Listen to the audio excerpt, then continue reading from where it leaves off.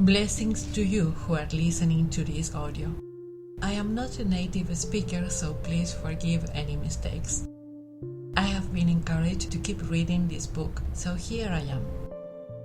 We are sharing chapter number 1 from Women Who Run with the Wolves.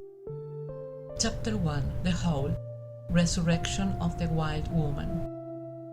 La Loba, the Wolf Woman. I must reveal to you that I am not one of the divine who march into the desert and return gravid with wisdom. I've traveled many cook fires and spread angel bite round every sleeping place. But more often than the getting of wisdom, I've gotten indelicate episodes of giardiasis, Escherichia coli, and amoebic dysentery. Such is the fate of a middle-class mystic with delicate intestines.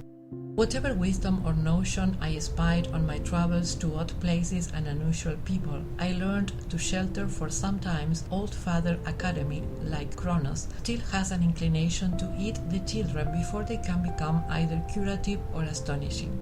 Over-intellectualization can obscure the patterns of the instinctual nature of women. So, to further our kinship relationship with the instinctual nature, it assists greatly if we understand stories as though we are inside them, rather than as though they are outside of us. We enter into a story through the door of inner hearing. The spoken story touches the auditory nerve, which runs across the floor of the skull into the brainstem just below the pons. There, auditory impulses are relayed upward to consciousness, or else, it is said, to the soul, depending on the attitude with which one listens. Ancient dissectionists spoke of the auditory nerve being divided into 3 or more pathways deep into the brain. They surmised the ear was meant, therefore, to hear at 3 different levels. One pathway was said to hear the mundane conversations of the world. A second pathway apprehended learning and art. And the third pathway existed so the soul itself might hear guidance and gain knowledge while here on earth. Listen then with soul hearing now, for that is the mission of a story. Bone by bone, hair by hair, wild woman comes back. Through night dreams, through events half understood and half remembered. Wild woman comes back. She comes back through story. I began my own migration across the United States in the 1960s, looking for a settling place that was dense with trees, fragrant with water, and populated by the creatures I loved: bear, fox, snake, eagle, wolf. The wolves were being systematically exterminated from the upper Great Lakes region. No matter where I went, the wolves were being hounded in one way or another. Although many spoke of them as menaces, I always felt safer when there were wolves in the woods. Out west and in the north in those times, you could camp and hear the mountains and forests sing at night. But even there, the age of scope rifles, jeep-mounted click lights, and arsenic treats caused an age of silence to creep over the land.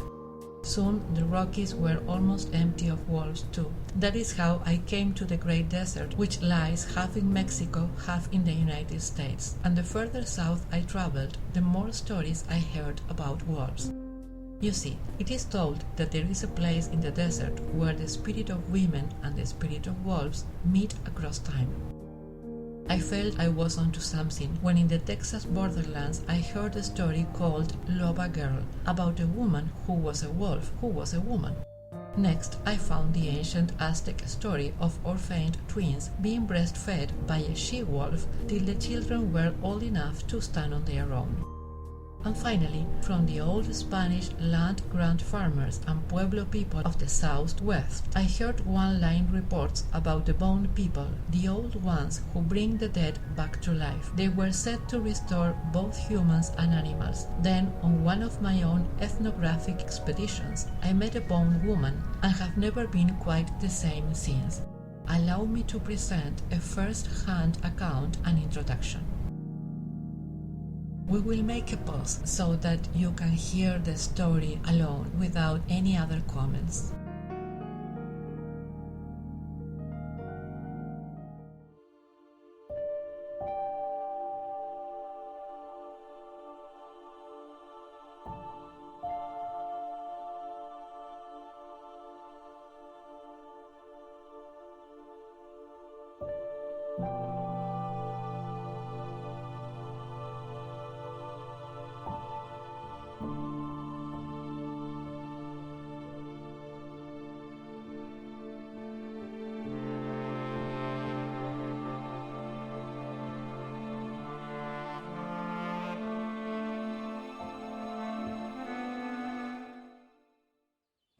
La Loba.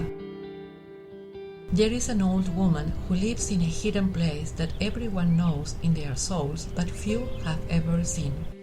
As in the fairy tales of Eastern Europe, she seems to wait for lost or wandering people and seekers to come to her place.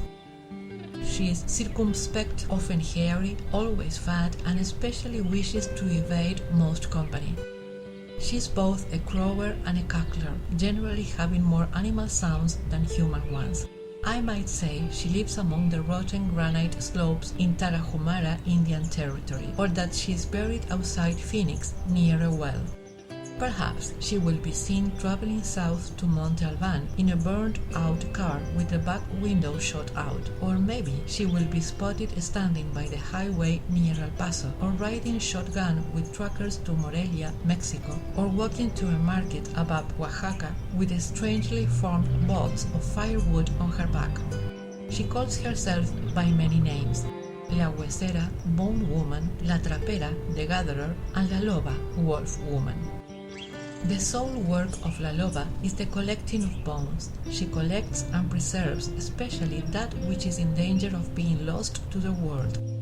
Her cave is filled with the bones of all manner of desert creatures, the deer, the rattlesnake, the crow, but her specialty is wolves.